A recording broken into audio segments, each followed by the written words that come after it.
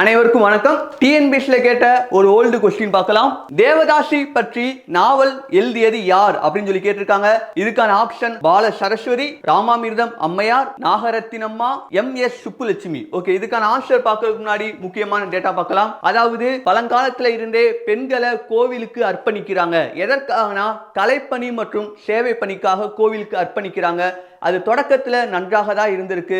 போக போக கால மாற்றத்தின் காரணமாக பிரபுக்கள் மற்றும் ஜமீன்தார்களால் அவங்க அவமானப்படுத்துறாங்க.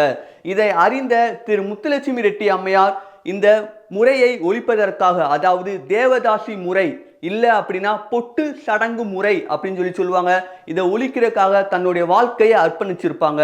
அதாவது இவங்க 1930ஆம் ஆண்டு தமிழ்நாட்டில் சட்டசபையில தேவதாசி ஒழிப்பு மசோதாவை கொண்டு வந்து பின்னால் 1947 இது சட்டமாக இருந்திருக்கும்.